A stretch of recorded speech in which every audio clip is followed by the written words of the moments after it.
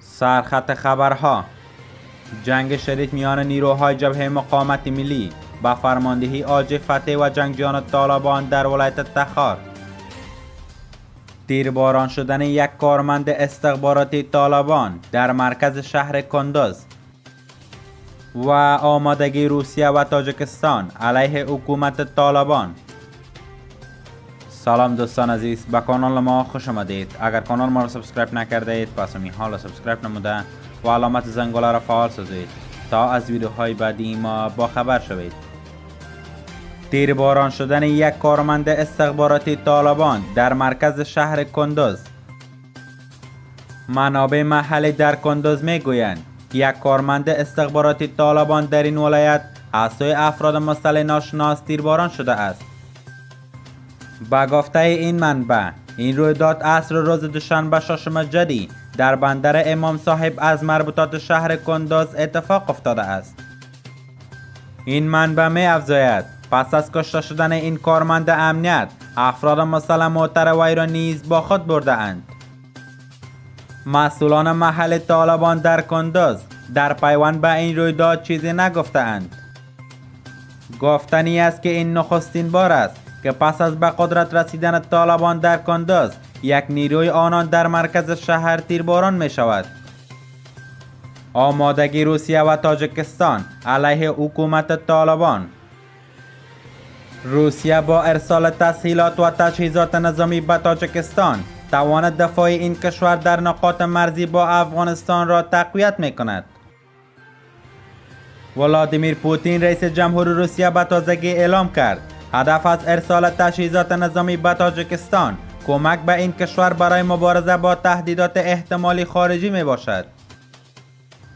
از زمان تسلط طالبان بر افغانستان، روسیه و متحدان آسیای مرکزیش نگران تبدیل شدن دوباره افغانستان به پایگاه تروریستان و نفوذ تروریسم به کشورهای خود می باشند. به نقل از شینهوا، ولادیمیر پوتین رئیس جمهور روسیه در دیدار با امام علی رحمان رئیس جمهور تاجیکستان نسبت به وضعیت مرزی تاجیکستان و افغانستان ابراز نگرانی نمود. پوتین گفت تاجیکستان متحد و دوست نزدیک روسیه است. امام علی رحمان نیز تاکید کرد تاجیکستان و روسیه در زمینه امنیت همکاری نزدیک دارند. مسائل منطقه‌ای و جهان از جمله مشکلات افغانستان در دیدار پوتین و همتای تاجیکستانیش مورد بحث قرار گرفت و جنگ شدید میان نیروهای جبهه مقاومت ملی با فرماندهی آج فتح و جنگجویان طالبان در ولایت تخار.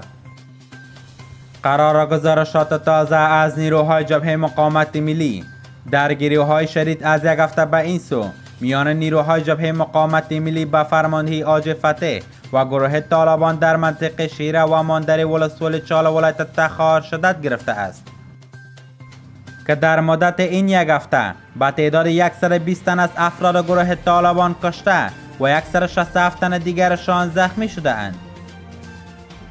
نیروهای جبهه مقاومت ملی میگویند که افراد گروه طالبان از ساحه به طرف در ماندر فرار نمودند و همین اکنون پیشروی نیروهای جبهه مقاومت ملی ولایت تخار به طرف در ماندر جریان دارد. اطراف که از زمانی که طالبان به قدرت رسیدن پای هم از تعهدات، از وعده هایشان و حتی از اوامری که اونا اوامر توسط یا از طرف خداوند و احکام شریعت میدانن مکررن تخطی میکنن. یکی از بزرگترین تخطی هایشان هم فرمان عفوشان است که اونا گفتن که عفو عمومی اعلان کردن، اما تاکنون مثل که شما گفتین و گزارشات نشر شده صدها موارد اینا تخطی کردن. و جالب اینجاست که با وجودی که طالبان میخواهند که مردم علنا مجازات کنن، کسایی که مرتکب به جرم شدن، دزدی و قطع طریقی و هر چیز دیگه، اما تا هنوز مردم افغانستان شاهدی این نبودن که کسانی که در این محاکم صحرایی دست دارن مردم شکنجه میکنن، میکشن، اینا اعضای ارشد طالبان هستند. مردم شاهد محاکمی اینا نبوده تا هنوز. این بسیار جای تعجب است و نشان دهنده است که طالبان نه تنها بر تعهداتشان پابند نیستند، اما در عین حال خلاف اصول شریعت و خلاف عرف افغانی و عنعنات پذیرفته شده جامعه جهانی و معیارهای حقوق بشری دارن که مردمی را که در سلطهشان یا تحت سلطهشان زندگی میکنن، مردمایی که حتی غیر مسلح هستن، اونا را شکنجه، عذاب و حتی میکشن که در شریعت اسلامی حتی به کسایی که غیر مسلمین هستن با اونا هم حکام وقت جواز ندارن که اونا را شکنجه کنن و یا هم از بین ببرن، که نشان دهنده است که طالبان تا هنوز نتونستن به تعهداتشان عمل کنن. جناب همدم، چرا رهبران طالبان قتل‌های غیر قانونی را بررسی نمی‌کنند؟ دو موضوع، یکی که این موضوع نشان دهنده این است که طالبان مثل که در گذشته هم صحبت میشد یک گروه واحد نیستند.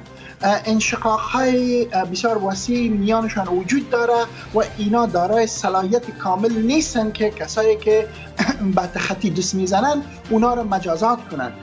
با وجودی که اینا یک کمیسیون را به خاطر تصفیه صفوفشان ایجاد کردن، اما گمان میره که طالبان رهبریشان در وحدت نیستن که فرمانشان در تمام افغانستان یا علیه جنگجویانشان تطبیق شود. یک موضوع دومی که در خود طالبان در رهبریشان ذهنیت‌های بسیار تندروی وجود دارند که حتی اگر بعضی از طالبایی که میانه رو هستن اونا بخواین که مانع چنین ظلم مظالم و چنین البته شکنجه ها شوند، او اشخاصی که تندرو هستند و به اشاره های بیگانگان میخواهند که مردم افغانستان با نظامی که در افغانستان از فاصلهشان بیشتر شود، اونا مانع چنین کار شده و زمینه مداخلات خارجی و کشورهای همسایه افغانستان مسائل میسازند و باعث ناامنی بیشتر افغانستان میشن. پس هم گفته میتونیم در خلاصه ای که در مرحله اول وحدت در میانشان وجود نداره و مرحله دوم حتی اگر ادعای وحدت هم داشته باشند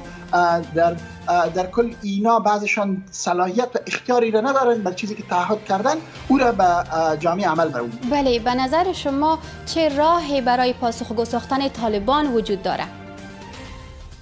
ببینین، مردم افغانستان اگر به سطوح بیایند، طالبان هیچ چیزی نبودن در مقابل قوای مسلح افغانستان، یا به طور بسیار ساده اگر بگویم یک قوای خاص یا یک کماندوی قوای نیروهای امنیتی افغانستان بیش از 30-40 طالب جوابش میداد.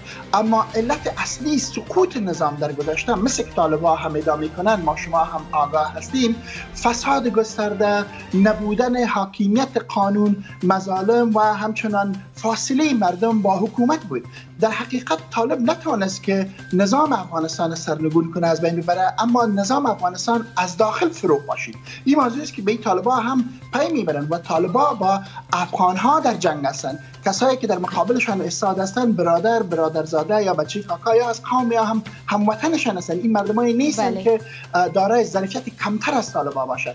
اگر چنین وضعیت ادامه داشته باشه، حتی به جای مردهایی که در افغانستان هستند، زنای افغانستان کافی است که باعث سرنگونی نظام طالبان شوند تا چی که رسد که به جامعه جهانی که بدون شک اگر وضعیت وخیم‌تر شود، جامعه جهانی به شمول ایالات متحده آمریکا و متحدینش مجبور است که به خاطر دفاع از حقوق بشر و ارزش‌های حقوق بشری وارد صحنه شده، یک بار دیگر باعث سرنگونی نظام طالبان شوند. پس من مطمئن هستم که اگر مردم افغانستان به سطوح بیایند، مثل که نظام قبلی به سقوط مواجه شد یا قبل از نظام قبلی نظام مجاهدین که توسط همین طالبان با همکاری مردم از بین رفت، این بار مردم افغانستان باعث سقوط نظام طالبان خواهد شدن تا اینکه